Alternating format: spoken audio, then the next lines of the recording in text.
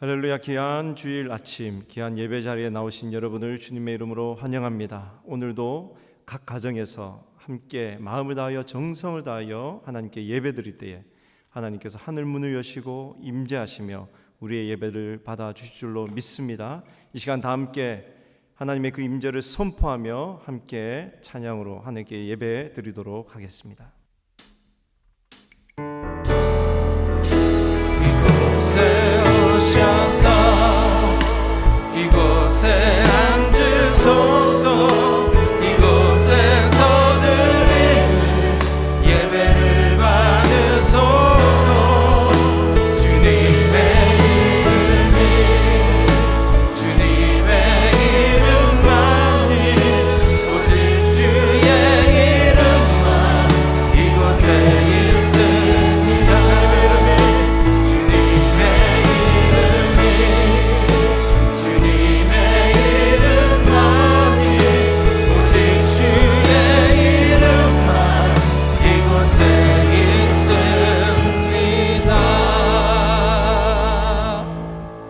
온 땅이여 하나님께 즐거운 소리를 낼지어다.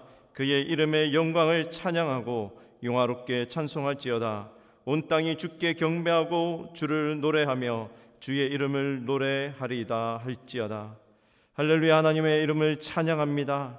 영광의 이름, 전능하신 하나님의 이름 이 시간 높아지기 원하고 또한 그 마음 가지고 전심을 다하여 하나님을 찬양하며 예배하며 나아가오니 하늘문을 여시고 이 자리에 임재하여 주셔서 우리의 예배를 받아 주시옵소서. 이 고백이 우리의 삶 가운데 끊어지지 않게 하여 주시고 각 가정의 고백이 되게 하시고 삶의 자리에서의 고백이 되게 하여 주시옵소서. 오늘 이 시간에 주인은 하나님임을 다시 한 번 더 고백하고 나아가오니 주님 홀로 영광 받아 주시옵소서. 감사드리며 예수님 이름으로 기도드리옵나이다.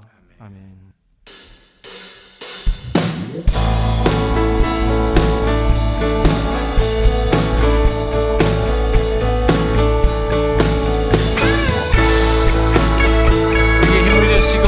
날아오르게 하실 하나님을 찬양합니다. 우리 목소리 다여 같이 찬양합니다. 세계 모두 주를 바랄 때, 주를 바랄 때, 우리 주를 바랄 때, 세계 모두 주를 바랄 때, 주를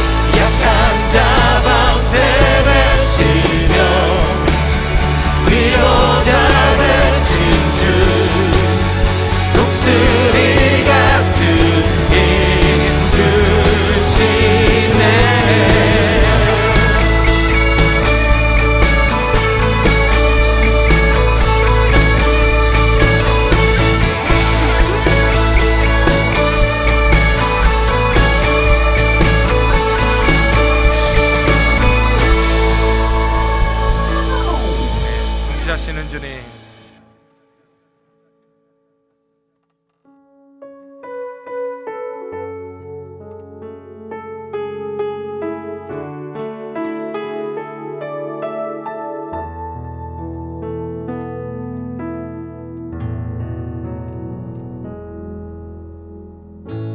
주께 가오니 날 새롭게 하시고 주의 은혜를 부어주소서.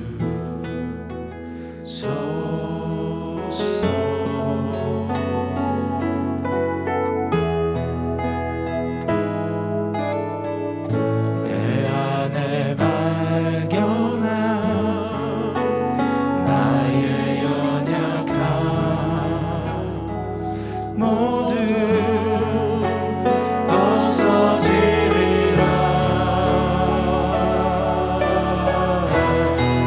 주의 사랑으로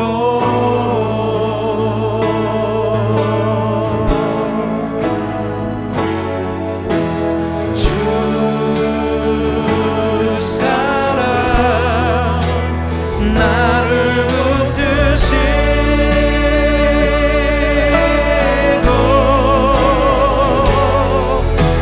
주 곁에 날 이끄소서.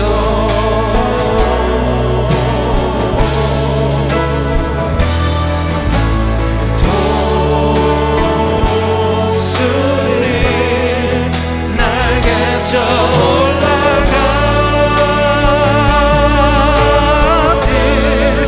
나 주님과 함께 일어나 걸으리.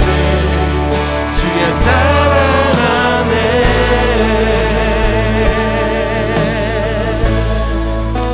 나의 눈을 열어 나의 눈 열어 주를 보게 하시고 주의 사랑을 알게 하소서.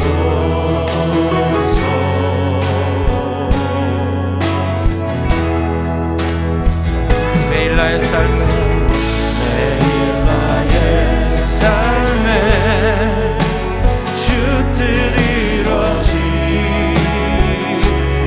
이루어지도록 새롭게 하소서. 새롭게 하소서.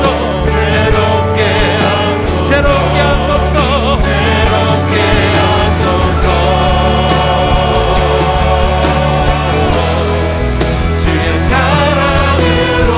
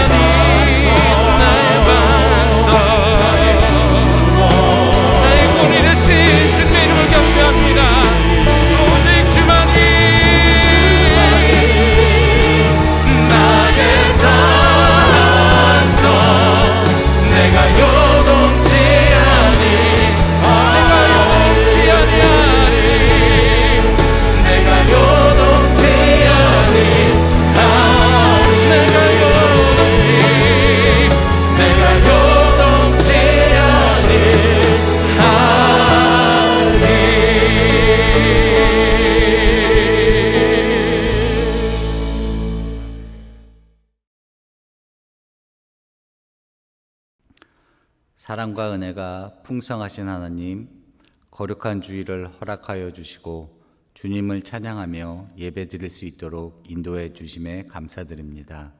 지금 드려지는 온라인 3부 예배를 기쁘게 받아주시고 하나님의 큰 영광을 나타내 주시길 간절히 기도합니다. 두려워하지 말라. 내가 너와 함께함이라. 놀라지 말라. 나는 내 하나님이 됨이라. 내가 너를 굳세게 하리라. 참으로 너를 도와주리라. 참으로 나의 의로운 오른손으로 너를 붙들리라. 하나님, 코로나 팬데믹으로 인하여 많은 사람들이 고통을 받고 있습니다. 긍휼을 베풀어 주셔서 하루속히 이 팬데믹이 통제되도록 역사하여 주세요. 코로나로 인하여 육신적, 경제적, 정신적으로, 영적으로 연약한 성도님들을 하나님이 친히 찾아가 주시고 치유하여 주시고 회복시켜 주시기를 기도합니다. 특별히 사랑하는 사람의 마지막을 보지 못하고 떠나보내야 하는 자녀들의 슬픔을 위로하여 주시고 주님 안에서 천국을 바라보며 다시 힘을 얻도록 은혜를 베풀어 주세요.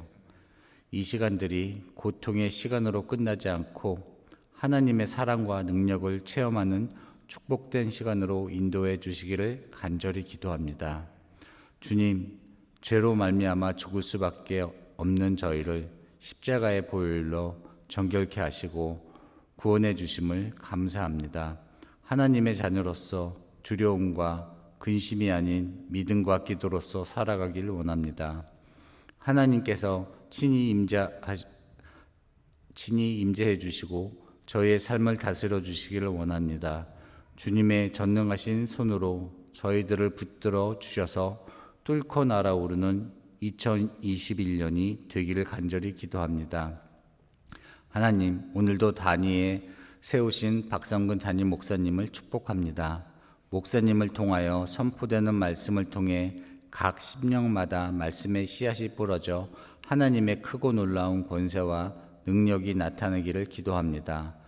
목사님께 성령의 능력으로 기름 부어주시고 육신으로도 지치지 않도록 날마다 새 힘을 공급하여 주셔서 하나님이 주신 비전을 잘 감당할 수 있도록 은혜 베풀어 주세요. 지존하신 하나님께 모든 영광과 존귀를 드리며 살아계신 예수님 이름으로 기도드렸사옵나이다. 아멘.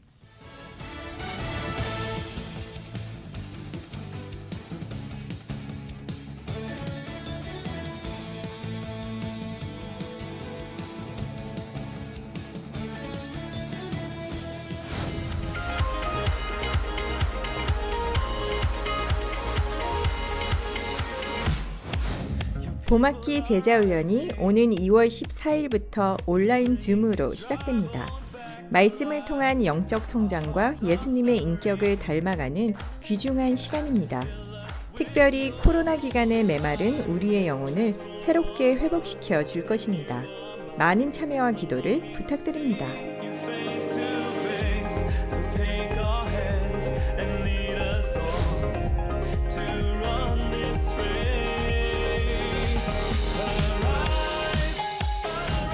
매주 수요일 저녁 7시 30분에 온라인 목자 모임이 진행되고 있습니다. 주일 설교 말씀을 좀 더 심도 있게 공부하고 약물이 사역을 위해 기도하는 시간입니다. 모든 목자들은 반드시 참여해 주시고 그 외에도 말씀을 사모하시는 모든 성도님들의 참여를 환영합니다. 교회 홈피나 유튜브에 있는 BSBC 미디어 채널로 들어오시면 됩니다. 계속해서 주일 대면 예배 및 온라인 예배 참여를 함께 격려해 주시고 전화나 SNS를 통해서 비대면으로 섬겨주시기 바랍니다.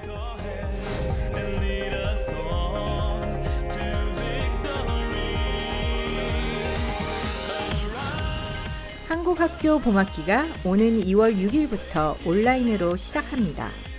하나님의 사랑과 말씀을 바탕으로 우리의 자녀들이 한국말과 문화를 겸비한 자랑스러운 코리안 아메리칸으로 성장하도록 교육하고 있습니다. 교회 홈페이지 교육부 안에 있는 한국학교로 들어오시면 온라인 등록이 가능합니다.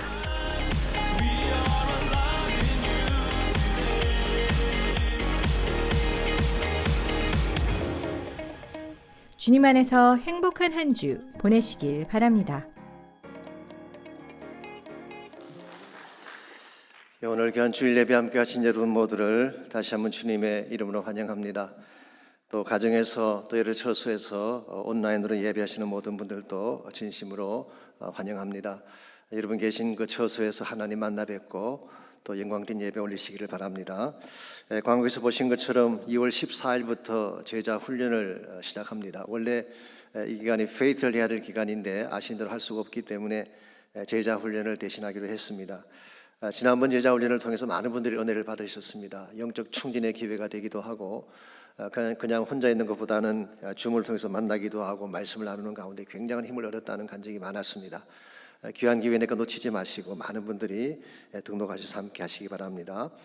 양무리 수요 목자 모임이 피지컬리 모이지는 못하지만 모임은 계속되고 있습니다. 7시 반에 여러분 들어오시게 되면 같이 공부도 할 수 있게 되고 기도도 할 수 있습니다. 그래서 모이지 못해도 마음과 기도가 같이 가야지 우리 사역이 살아나지 않을까 생각을 합니다. 많은 분들이 참여해 주시기를 바랍니다.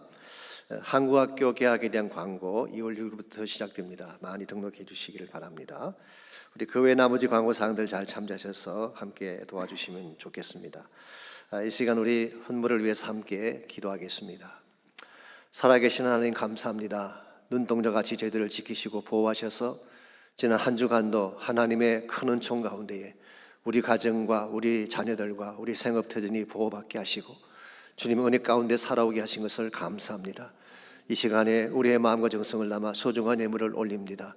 이 예물이 주의 영광 위에 쓰임받도록 축복해 주시고 코로나 팬데믹이 창궐하는 이 마지막 시대지만 주의 백성들 한 분 한 분이 하나님의 은혜 가운데에 더 강건하고 더 아름다운 삶을 추구해서 주의 영광 될 수 있도록 은혜를 베풀어 주옵소서. 감사드리오며 예수님의 이름으로 기도하옵나이다. 아멘.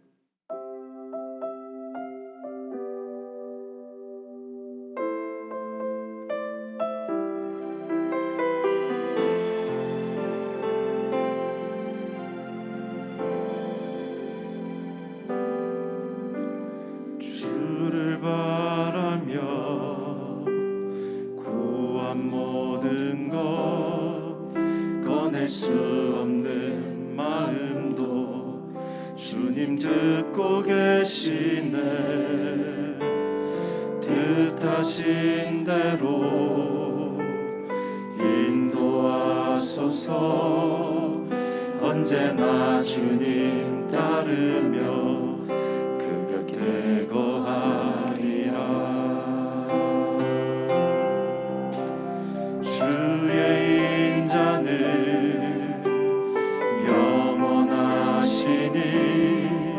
신실한 주의 이끄심 나는 찬양하리라. 모든 시간을 주께 드리네. 한 걸음 내디딘 삶을 나의 주께 드리네. 주와 함께한 고백 내 삶에 채우소서. 나를 향하신 주님의 마음 담아주소서.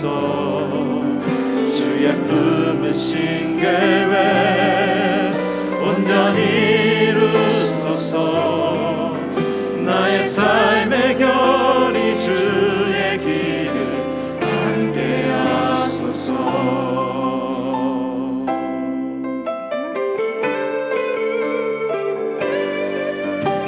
주의 인자는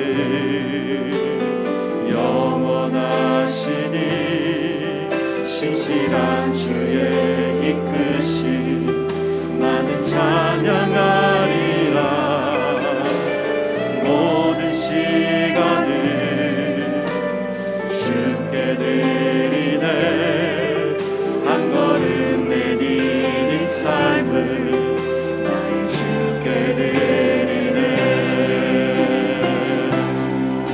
주와 함께한 고백 내 삶에 채우소서. 나를 향하신 주님의 마음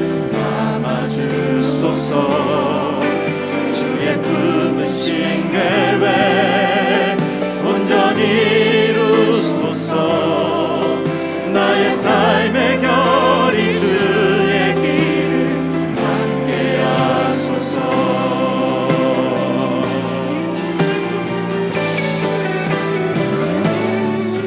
주와 함께한 고백 내 삶에 채우소서. 나를 향하신 주님의 마음 담아주소서. 주의 끊으신 계획 온전히 이루소서. 나의 삶의 결이 주의 길을 함께 하소서. 주와 함께한 고백 내 삶에 채우소서. 나를 향하신 주님의 마음 담아주소서. 주의 품으신 계획 온전히 이루소서. 나의 삶의 결이 주의 길을 함께 하소서. 나의 삶의 결이 주의 길을 함께 하소서.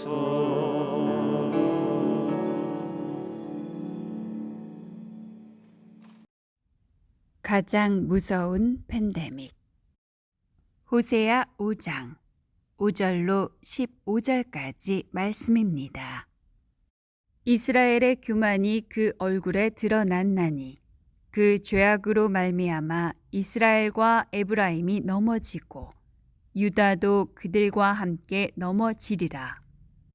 그들이 양떼와 소떼를 끌고 여호와를 찾으러 갈지라도 만나지 못할 것은 이미 그들에게서 떠나셨음이라.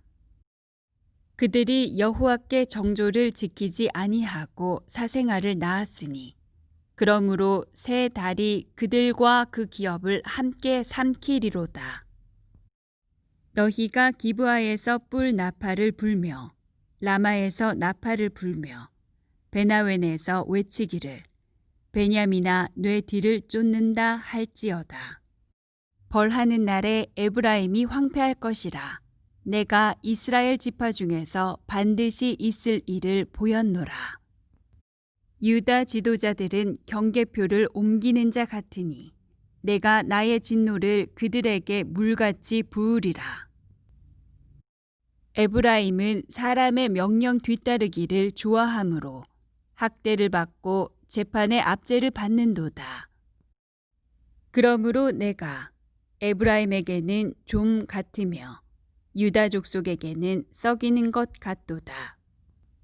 에브라임이 자기의 병을 깨달으며 유다가 자기의 상처를 깨달았고 에브라임은 아수르로 가서 야레방에게 사람을 보내었으나 그가 능히 너희를 고치지 못하겠고 너희 상처를 낫게 하지 못하리라.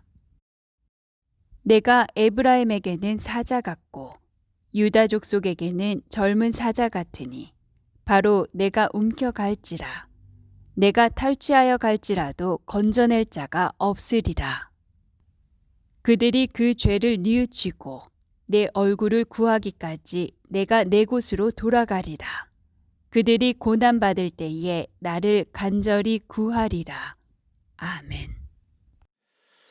요즘 가장 우리의 주목을 끌고 있는 단어 중 하나가 팬데믹이라는 단어가 아닌가 생각합니다. 팬데믹이라고 하는 것은 아시는 대로 헬라 말에서 온 것이죠. 팬이라고 하는 것은 모두 all이라는 뜻입니다. 데모스라고 하는 단어는 사람인데 이 둘을 합성시킨 것입니다. 그래서 모든 사람들에게 전파되는 질병 그런 뜻을 가지고 있죠. 일반적으로 팬데믹은 세계보건기구에서 선포를 합니다. 어떤 유행병이 2개 대륙이상으로 번졌을 때에 팬데믹을 선언하게 됩니다. 역사적으로 보게 되면 팬데믹이 여러 차례 있었습니다. 대표적인 것이 14세기 중엽 유럽을 강타했던 흑사병이죠. 패스트라고 해서 당시 유럽 인구의 3분의 1이 죽었다고 하니까 엄청난 재앙이었습니다. 1918년도에는 스페인 독감이 퍼져서 5천만 명이 죽임을 당했습니다. 1968년도에는 홍콩 독감으로 100만 명이 목숨을 잃었습니다.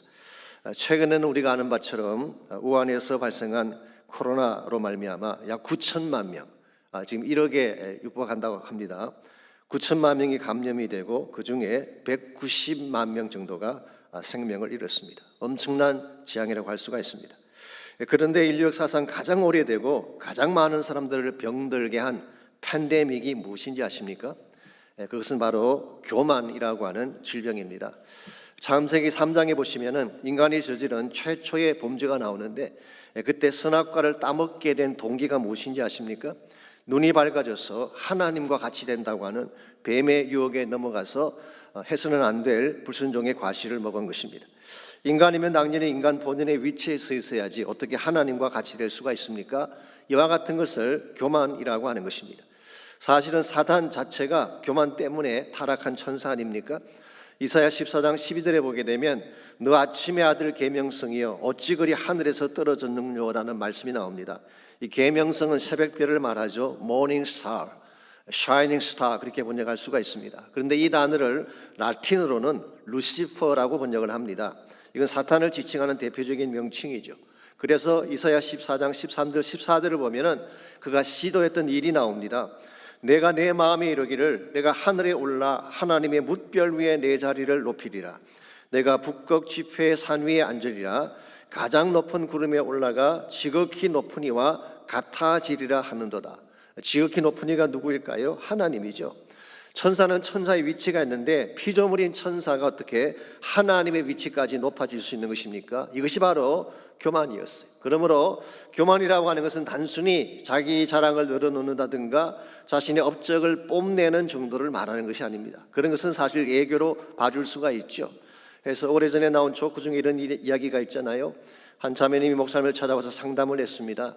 자신의 미모 때문에 아무래도 자신이 교만의 죄에 빠진 것 같은데 어떻게 하면 좋겠냐고. 근데 목사님이 아무리 봐도 교만에 빠질 정도의 미모는 아니었습니다. 그래서 하신 말씀이 자매님 그것은 교만의 죄가 아니라 착각의 죄입니다. 여러분 자신이 잘난 줄 착각하는 정도는 애교로 봐줄 수가 있죠. 그러나 성경이 말하는 교만은 그런 차원이 아닙니다. 그보다 훨씬 더 심각한 것입니다. 그것은 근본적으로 하나님을 무시하고 자신이 인생의 주인이 되겠다고 하는 불신앙적 마음 상태를 말하는 것입니다. 이런 의미에서 교만은 가장 위험하고 무서운 죄가 아닐 수 없습니다. 이 교만의 질병에 걸린 자치고 넘어지지 않는 자가 없기 때문에 그렇습니다. 비근한 예로 다윗의 케이스를 보십시오. 다윗이 언제 넘어졌나요? 블레셋이 침공하고 유대 광야를 쫓겨다니며 고생할 때였나요? 아닙니다. 그때는 오히려 다윗의 인생이 가장 맑았습니다. 가장 깊이 하나님을 찬양하고 하나님을 사랑했던 그런 시기였죠. 그랬는데 모든 위기가 다 지나고 나라가 부강하게 되었을 때 이 정도면 성공했다고 스스로 자만하고 있을 그때의 유혹이 찾아온 것입니다. 그때 우리의 아내 바스바를 범하게 되었죠. 외형상은 간음죄였습니다만 사실은 교만함이 그 모든 악을 자행케 한 근본 원인이었던 것입니다. 여러분 교만해지면 하나님이 안 보입니다. 하나님을 두려워하지 않기 때문에 그렇습니다. 자신도 안 보입니다. 스스로 잘난 줄 착각하기 때문에 그런 것입니다. 그랬기 때문에 나단 선지자가 와서 부자와 가난한 자 양 잡는 이야기를 다윗에게 했을 때에 다윗은 무슨 반응을 보였습니까? 진노하며 말하기를 세상에 그런 나쁜 놈이 어딨냐고, 그런 놈은 마땅히 죽여야 할지니라. 제가 놈자를 썼습니다만 원래는 그 사람입니다. 정말 그런 화를 내며 그런 자를 살려줄 수 없다 그렇게 이야기를 했는데 실상 누가 그 나쁜 놈이었나요? 본인이었어요. 우리가 교만의 죄에 빠지게 되면 본인을 보지 못하는 것입니다. 그래서 교만 가운데 빠져서 결국 가정 전체가 파멸 가까이 갔던 그런 역사를 읽고 있지 않습니까? 히스기야의 케이스도 마찬가지입니다. 그가 산헤립의 공격을 받았을 때 국가적인 위기가 왔습니다. 그때는 굵은 베옷을 입고 여호와의 전에 나가서 기도했습니다. 자신에게 죽음의 질병이 찾아왔을 때도 그런 얼굴을 벽을 향하여 돌리고 여호와께 전심을 다해 간구했습니다. 그런데 이 모든 위기가 끝이 나고 건강을 회복하고 나라가 부강하게 되었을 때 그는 하나님께 범죄하게 됩니다. 여러분이 아시는 바대로 히스기야가 자기 국고의 모든 금은 보화와 궁기고에 가득 찬 무기들을 바빌론 사신들에게 다 보여주지 않았습니까? 왜 보여주었을까요? 자신의 업적을 과시하기 위함이었습니다. 사실은 하나님이 다 해주신 것인데 하나님은 잊어버리고 자기 영광을 과시한 것이죠. 그렇기 때문에 역대하 32장 25절은 이렇게 기록하고 있습니다. 히스기야가 마음이 교만하여 그 받은 은혜를 보답하지 아니하므로 진노가 그와 유다와 예루살렘에 내리게 되었다고 말씀하고 있습니다. 여러분, 누구도 이 교만의 죄 앞에서는 안심할 수가 없습니다.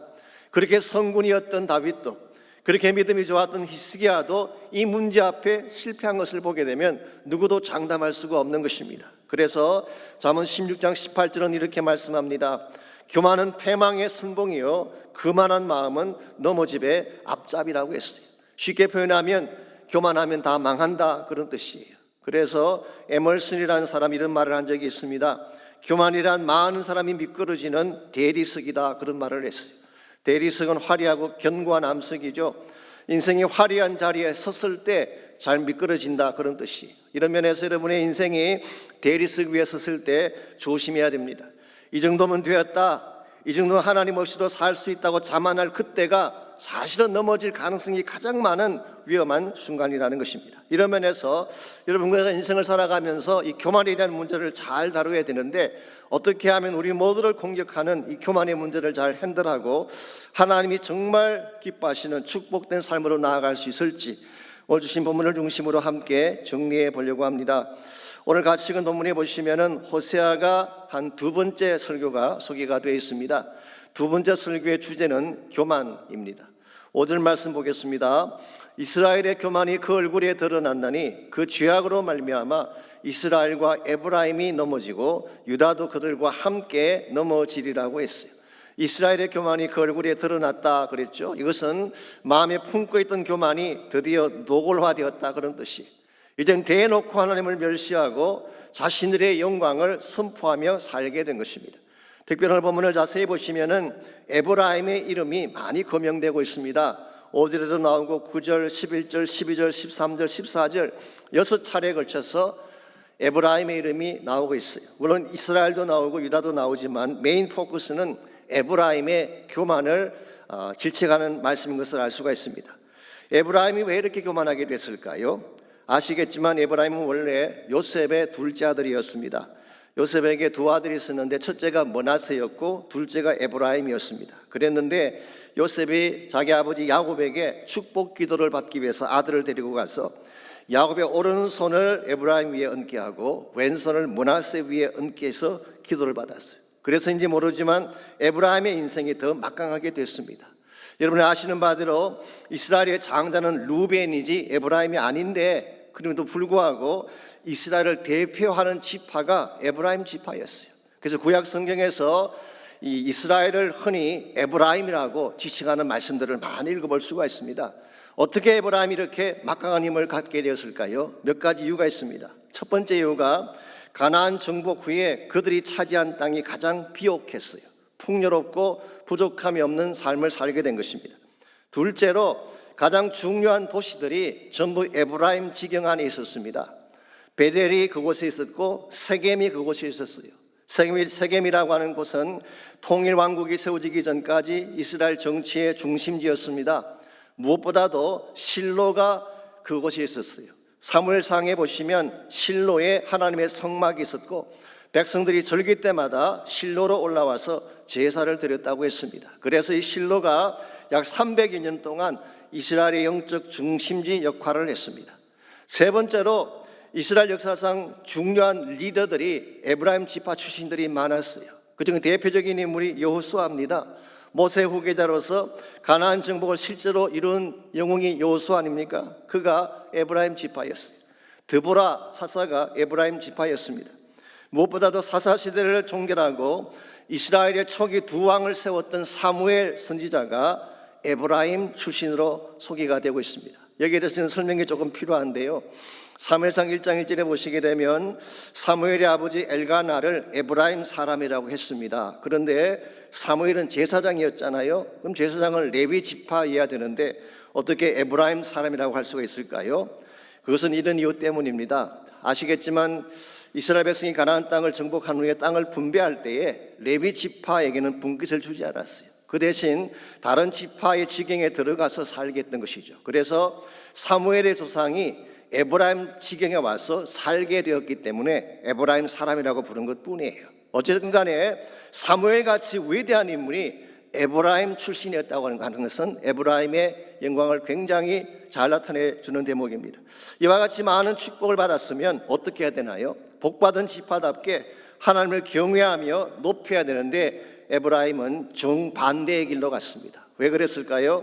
자기들이 잘나서 그렇게 된 줄 알고 스스로 교만했기 때문입니다. 성경의 기록에 의하면 에브라임 지파는 사울 왕이 다윗을 핍박할 때 7년 동안 사울을 도왔어요. 압살롬이 반란을 일으켰을 때에도 에브라임 지파는 압살롬 편을 들었습니다. 무엇보다 솔로몬 이후에 왕국이 둘로 분열될 때에 그 주역을 담당한 사람이 여로보암 1세 아닙니까? 그가 에브라임 지파였어요. 그가 부왕국을 세운 후에 첫 번째 한 일이 무엇인지 아시죠? 베델과 단에 금송아지 우상을 세우고 그것을 섬기게 했습니다. 예루살렘 성전으로 가서 제사하는 것을 금지시키고 오히려 베델에 이방신을 섬기는 산당을 만들고 우상 숭배를 권장했어요. 여기서 오늘 본문에서는 너희들의 교만이 얼굴에 나타났다, 노골화되었다, 그런 의미인 것입니다. 이 모든 행동들을 총정리해 보면 한마디로 뭐라고 말할 수 있을까요? 하나님을 배척하고 자기 왕국을 세우기 위한 시도라고 그렇게 말할 수가 있습니다. 그렇기 때문에 하나님의 뜻이 다윗에 있는 것을 분명히 알면서도, 즉 다윗 왕국이 장차 세워질 메시아닉 킹덤 아닙니까? 하나님의 나라의 예표가 다윗 왕국인데 이걸 알면서도 의도적으로 다윗을 배척하고 다윗을 공격한 것입니다. 이와 같은 것을 오늘 성경은 교만이라고 부르고 있습니다. 하나님을 지워버리고 자기 왕국을 건설해서 자기가 영광을 받겠다고 하는 자세가 교만인 것입니다. 그렇기 때문에 7절을 계속 보십시오. 그들이 여호와께 정절을 지키지 아니하고 사생아를 낳았다고 하는 말씀이 7절에 나오죠. 정절을 지키지 않았다, 이 말은 우상을 섬겼다는 뜻이겠죠. 그런데 사생아를 낳았다는 것이 무슨 말일까요? 이 사생아라고 하는 것은 불법적인 자녀를 말하는 것입니다. 어떤 영어 성경은 alien children, 이 외계 아이들 그렇게 번역하기도 했고 pagan children, 하나님 지파의 자녀인데 pagan children이네요. 이게 무슨 의미일까요? 원래는 하나님의 백성이었지만 하나님을 제외시켜버리고 다른 백성을 일으키는 것을 말하는 것입니다. 이게 사실은 궁극적으로 사탄이 시도하고 있는 하나님 나라의 대적 운동이라고 할 수가 있어요. 그래서 모든 교만한 사건 뒤에는 사탄이 있습니다. 그래서 우리를 부추기는 것입니다. 너가 왕이 되라, 하나님 지워버려, 너가 얼마든지 모든 영광 받을 자격이 있어. 이게 사실은 사탄이 우리 마음속에 심어주는 교만의 마음이고 궁극적으로는 적그리스도적인 운동이라고 부를 수가 있습니다. 이와 같은 운동 오늘날도 계속되고 있는 것 아십니까? 종교다원주의라는 이름으로 부르기도 하고 세계 종교 단일화라 그렇게 부르기도 하지만 핵심은 딱 한 가지예요. 하나님 없는 종교의 통합을 유지하는 것입니다. 그리스도 없는 단일화, 하나님이 빠진 종교 통합, 이것이 세계 종교주의자들이 주장하는 내용인데 그 이면에는 사탄의 시도가 있는 것입니다. 그러므로 여러분과 제가 사실 정신 차려야 됩니다. 그냥 못 모르고 끌려가다 보면 우리도 모르는 사이에 당할 수가 있기 때문에 이와 같은 교만에 대해서 하나님은 어떻게 그것을 다루실까요? 7절 하반부를 보십시오. 그러므로 세 달이 그들과 그 기업을 함께 삼킬 것이라고 했어. 세 달이라고 하는 것은 뉴 문을 말합니다. 아마도 그들이 벌이는 종교 축제를 의미하는 것 같습니다. 우상을 섬기며 엄난을 자행하는 그 축제가 그들을 삼키고 그들의 모든 기업을 다 삼켜버릴 것이라고 말씀하고 있습니다. 그들이 믿었던 우상이 그들을 망하게 한다는 뜻이에요. 8절을 계속 보시게 되면 너희가 기브아에서 뿔나파를 불며 라마에서 나파를 불며 벳아웬에서 외치기를 베냐민아 내 뒤를 쫓는다 할지어다. 여기 뿔나팔이 나오죠. 이 뿔나팔은 전쟁을 알리는 나팔을 말합니다. 즉 외족이 침공해 와서 그들이 자랑하던 견고한 성읍들이 다 망하게 되고 결국에는 남쪽 왕국인 베냐민까지 망하게 될 사실을 설명한 것입니다. 여러분, 교만은 하나님이 가장 싫어하는 죄입니다. 왜냐하면 하나님을 버리고 자기를 높이려는 죄이기 때문에 그렇습니다. 하나님이 받아야 될 영광을 본인이 받음으로 말미암아 하나님을 멸시하는 죄이기 때문에 하나님은 이 교만의 죄를 엄중하게 다루시는 것입니다. 이런 면에서 우리는 조심을 해야 됩니다. 무엇인가 성취가 되거나 성공을 이룩했을 때일수록 조심해야 돼요. 자기도 모르는 사이에 교만에 빠질 위험이 있기 때문에. 사실 무서운 질병일수록 소리 없이 찾아오지 않습니까? 다리가 깨져서 피가 난다든가 팔이 부러져서 골절상을 입는 것은 아프긴 하지만 사실 중병은 아닙니다. 이것은 금방 아픈 것을 알아차릴 수 있기 때문에 이재향 정형외과 가서 그냥 치료하시면 금방 낫게 돼요. 그런데 마음의 질병은 그렇지가 않습니다. 자기도 모르게 심령 속에 파고 들어가서 가정을 파괴시키고 관계성을 깨뜨리고 삶의 기반 전체를 무너뜨리기 때문에 이건 굉장히 무서운 질병인 것입니다.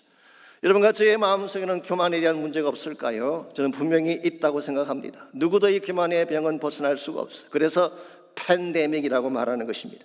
그러므로 우리가 교만의 병에 걸렸을 때에 어떻게 그것을 치료하고 회복될 것인가에 관심을 가져야 돼요. 오늘 본문에 보시게 되면 에브라임의 케이스를 통해서 교만에서 회복되는, 그래서 하나님이 기뻐하시는 건강한 삶으로 나아가는 데 필요한 몇 가지 영적 원리가 오늘 본문에 소개가 되어 있습니다. 첫 번째로 교만의 질병에서 회복되려면 심령의 근본이 깨어져야 되는 것입니다. 우리 마음의 근본이 변하지 아니하면 절대로 이 병을 이겨낼 수가 없습니다. 여러분이 교만의 질병에서 벗어나려면 먼저 내가 그 병에 걸렸는지를 알아야 되지 않겠어요? 일반적으로는 잘 모릅니다. 본인이 교만에 빠졌는지 잘 몰라요. 근데 몇 가지 현상들을 보면 그 증상을 체크해 볼 수는 있습니다. 첫 번째 증상이 뭔지 아세요? 기도를 멈추게 됩니다. 자신의 힘으로 다 할 수 있다고 생각하기 때문에 하나님께 매어 달리지 않는 것입니다. 두 번째로 말씀에 귀를 기울이지 않습니다. 자기가 항상 옳다고 생각하는데 어떻게 하나님 말씀을 듣겠어요? 세 번째로 예배를 소홀히 하는 것입니다. 하나님을 무시하기 때문에 예배의 마음을 쏟지 않습니다. 드리기는 드리는데 형식적으로 드리게 되고 심지어는 가식적으로 드릴 가능성이 참 많습니다.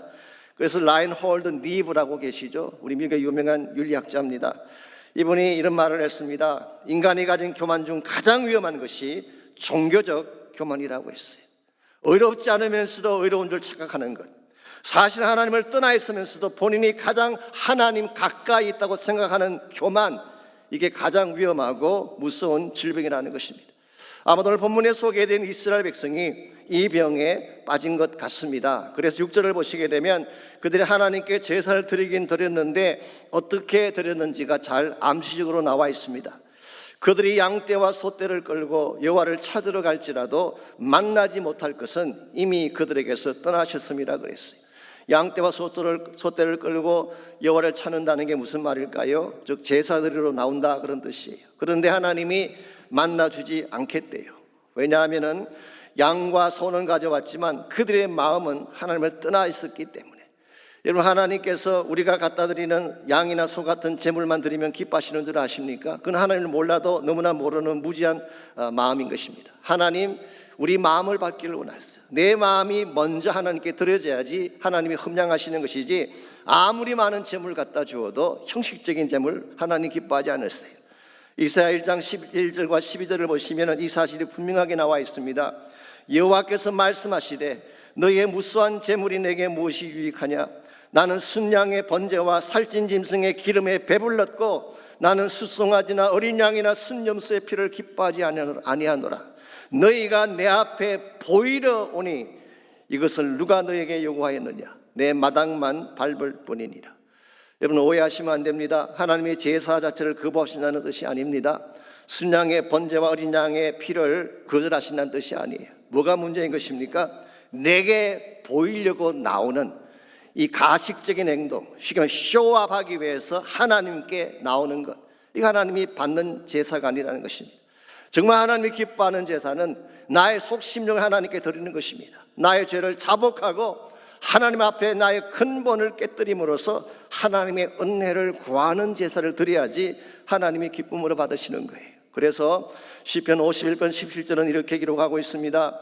하나님께서 구하시는 제사는 상한 심령이라 하나님이여 상하고 통회하는 마음을 주께서 멸시하지 아니하시리이다.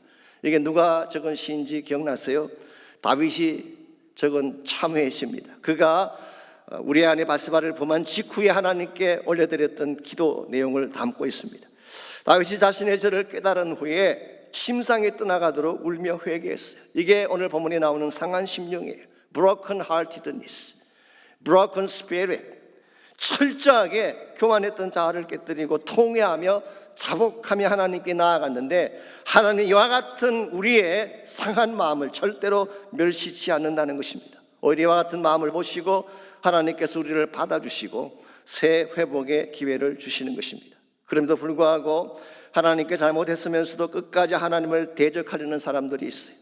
무엇인가 문제가 안 풀리면 엎드리는 것이 아니라 오히려 고개를 빳빳이 들고 대드는 사람들이 있어요. 이건 사실 패망으로 가는 지름길입니다. 밀림에서 곰을 잡는 사냥꾼들이 이런 이야기를 합니다.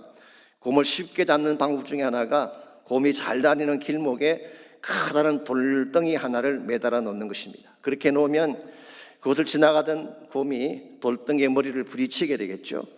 그러면 고개를 숙이고 그냥 가면 되는데 곰은 그렇게 안 한다고 합니다. 아니, 감히 자기가 가는 길을 막다니 화가 난 곰은 그 돌덩이에게 덤벼드는 것입니다. 그래서 달려가서 자기 머리로 그 돌덩이를 세게 박습니다. 줄에 매달려 있는 돌덩이와 자기 머리를 부딪혀서 누가 센지 자웅을 가리자는 것이죠. 그렇게 계속 머리를 부딪히면 어떻게 될까요? 자기 머리만 깨지죠. 그러다가 곰이 머리가 터져 녹초가 되면 사냥꾼들이 와서 곰을 끌고 가면 되는 것입니다. 여러분, 곰처럼 미련하게 되어들게 되면 나의 머리만 깨어지는 것입니다. 하나님이 나에게 무엇을 말씀하실 때에, 하나님이 무엇인가 나에게 채찍을 가하실 때는 엎드리는 거예요. 겸손하게 하나님의 은혜를 구하는 것입니다. 우리가 엎드릴수록, 우리가 하나님 앞에 나를 자복할수록 하나님은 더 깊게 우리를 만나주시고 우리에게 진정한 회복을 허락해 주시는 거예요. 그러므로 정말 교만의 죄를 벗어나기를 원한다면 내 마음 깊은 곳에 있는 교만의 죄를 토로하고 하나님 앞에 자복하며 나가는 자세가 필요해요. 두 번째로 교만의 질병에서 회복되려면 바른 치유자를 찾아가야 됩니다. 바른 치유자. 13절을 보시면 에브라임이 자기 병을 깨닫고 유다가 자기 상처를 깨달았다고 했습니다. 즉 자신들이 앓고 있는 병을 알게 되었다는 것이죠. 그래서 어떻게 해야 되나요? 바른 치유자를 찾아가야 되는데 그들은 엉뚱한 방향으로 나아갔어요. 에브라임은 아수르로 가서 야렙 왕에게 사람을 보내었으니 그가 능히 너희를 고치지 못하겠고 너희 상처를 낫게 하지 못하리라 그랬어요. 에브라임은 아수르로 가서 아렙 왕에게 사람을 보냈다고 합니다. 이건 아수르가 어떤 나라인가요? 장차 이스라엘을 집어삼킬 나라인데 그게 도움을 요청하면 도와주겠어요? 이스라엘의 질병을 고쳐주겠습니까? 있을 수가 없습니다. 남쪽 유다는 말년에 애굽의 도움을 요청했죠. 그래서 애굽이 유다의 멸망을 막아 주었습니까? 아닙니다. 결국 남쪽이건 북쪽이건 그들이 치유받지 못하고 망할 수밖에 없었던 근본 이유는 잘못된 대상을 찾아갔기 때문이에요. 참으로 질병을 고치고 우리의 아픈 상처를 고치기를 원한다면 하나님께 나아가야 되는 것입니다. 아무리 병이 심각하고 아무리 상처가 깊어도 그분을 찾아갈 때에 그분이 해답을 주시는 것이지, 하나님을 제외시켜 놓은 가운데서 엉뚱한 대상을 찾아다니면 개인의 문제든 국가적인 문제든 절대로 회복될 수가 없는 것입니다. 그러나 아무리 우리가 심각한 상황에 처해도 하나님께로 돌아가면 하나님이 치유하고 고쳐주세요. 요즘 미국이 큰 혼란 속에서 당혹스러워하는 모습이 역력하지 않습니까? 코로나 때문에 곤욕을 치른 것도 미국의 자존심을 크게 망가뜨렸습니다마는 그것과는 비교도 되지 않는 참사가 지난 주간에 일어나지 않았습니까?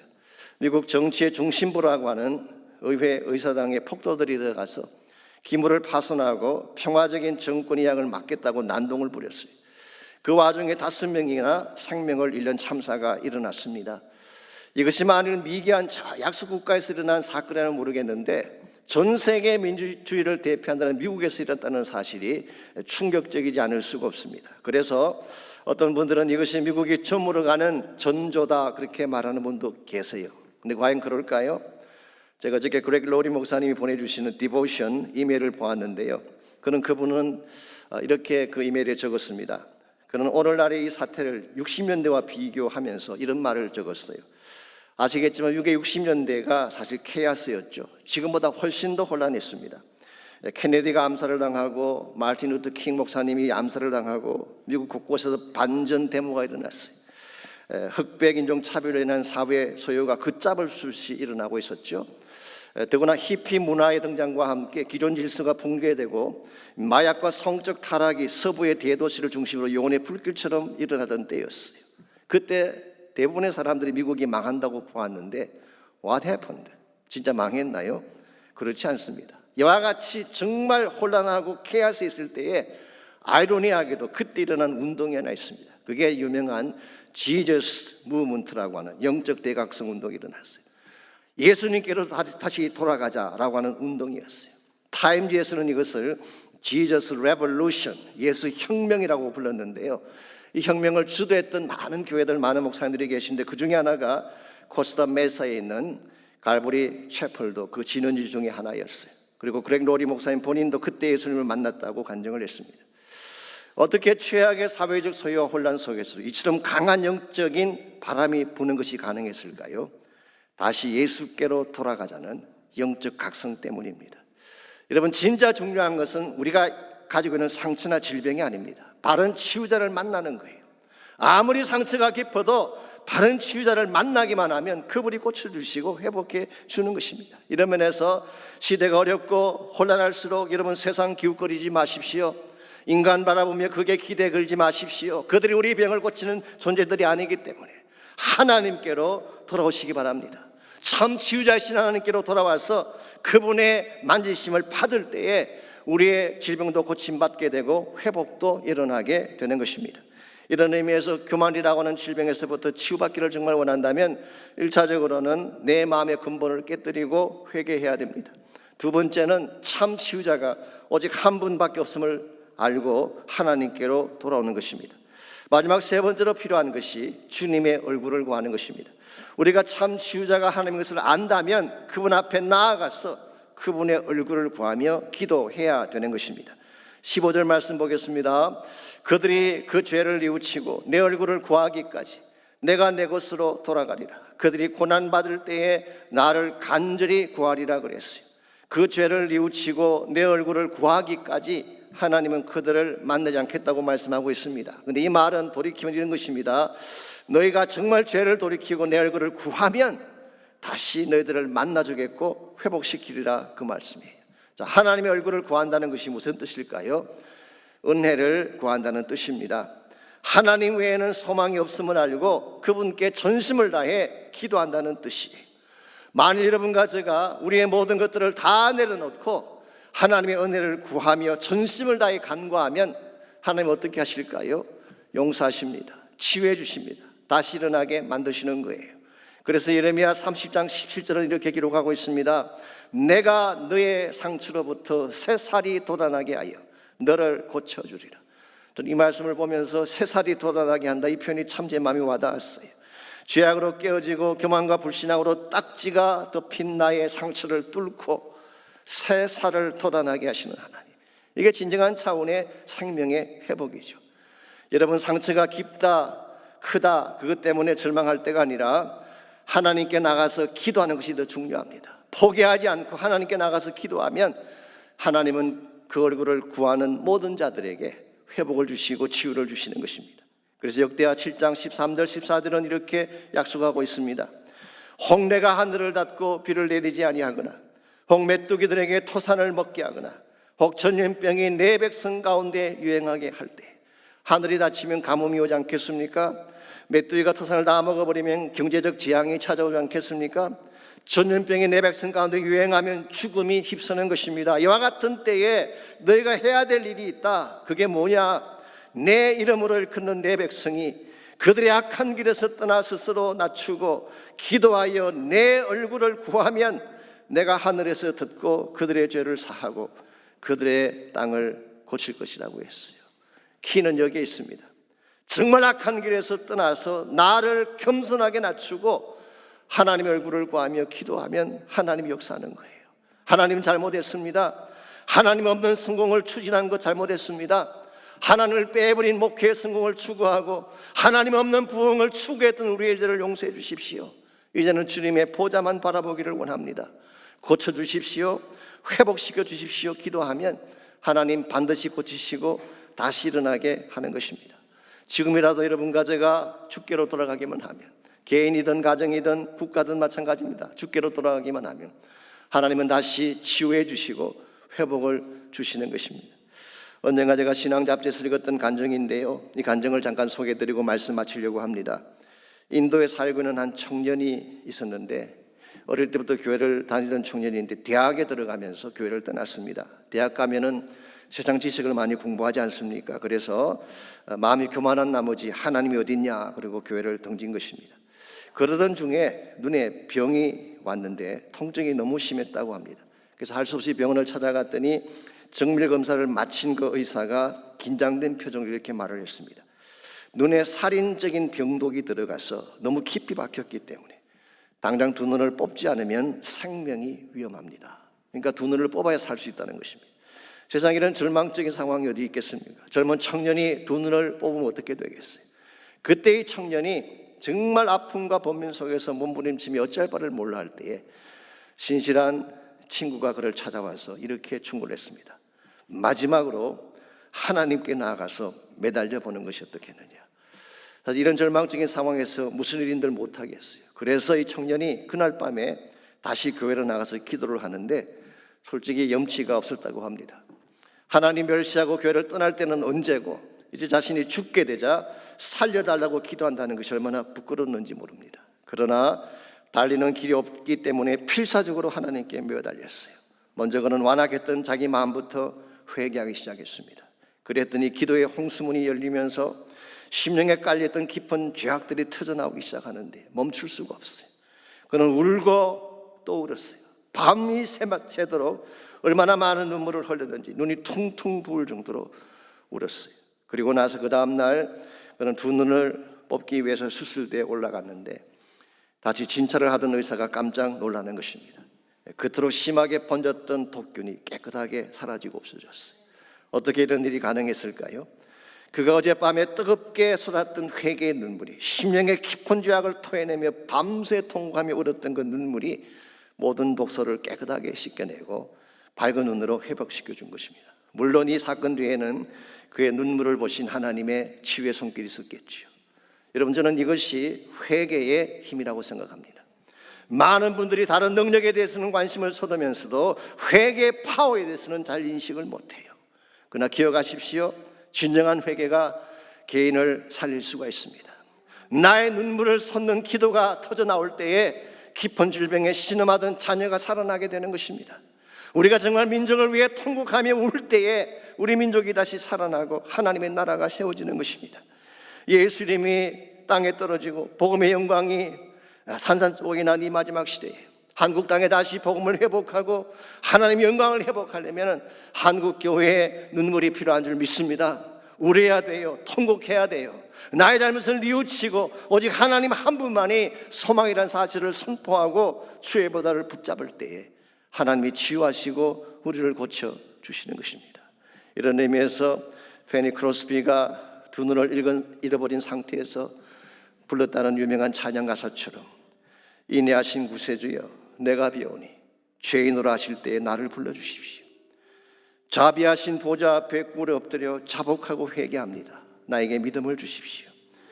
주의 공로 의지하여 주님께 나갑니다. 상한 마음을 고치시고 나를 구원해 주십시오.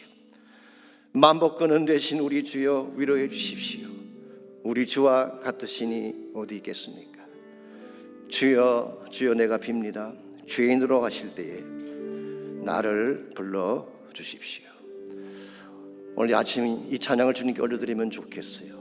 이 고백으로 주님 앞에 나아가서 하나님의 은혜를 구하고 주의 자비를 구하며 주의 얼굴을 구할 때에 우리도 살아날 수 있게 되고 우리 가정도 살아나게 되고 우리 민족도 다시 살아날 수가 있게 됩니다. 우리 인내하신 구세주에 함께 찬양합니다. 인내하신 구세주여 내가 비오니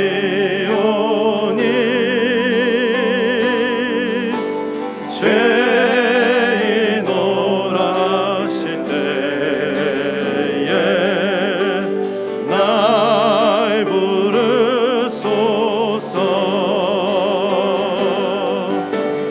주여 주여 내가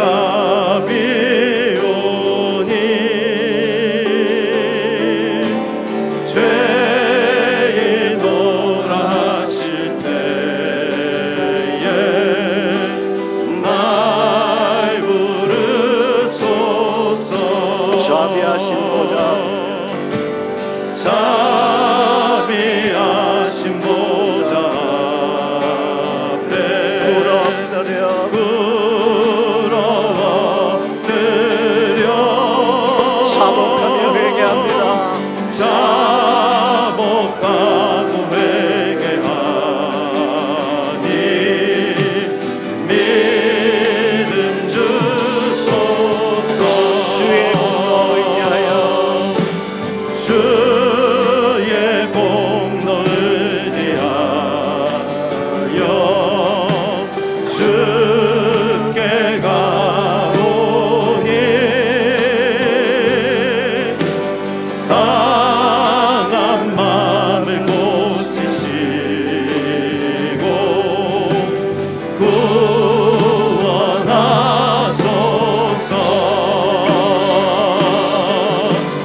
주여 주여 내가 비오니 죄인 노라실 때에 날 부르소서.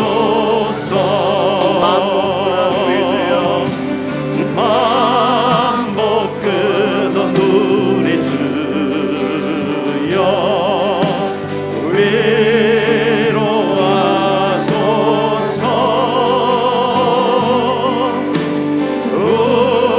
우리 주와 같으시니 어디 다시 한번 고백합니다. 만복하던 우리 주여 위로하소서. 우리 주와 우리 주와 같으시니 어디 있을까.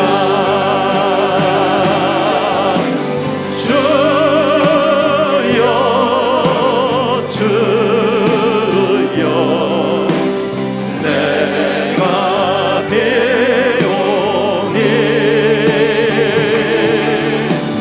죄인 노라실 때에 날 부르소서.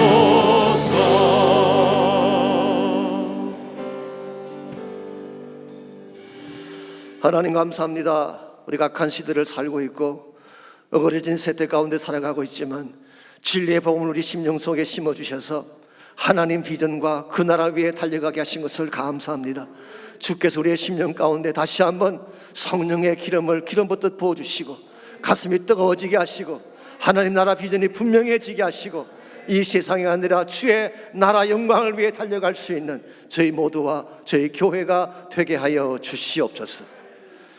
이제는 우리 구주 예수 그리스도의 은혜와 하나님 아버지의 무한하신 사랑과 성령님의 충만한 능력의 역사하심이 이곳에 함께 나와 주를 찬양하며 예배한 사랑하는 주의 백성들과 각 가정에서 각 처소에서 온라인을 통해 예배하고 있는 모든 주의 가정과 또 그들의 삶의 터전 자녀 자손들 위해 이제로부터 주님 다시 오실 그날까지 항상 함께하여 주시기를 살아계신 예수님의 이름으로 간절히 축원하옵나이다. 아멘.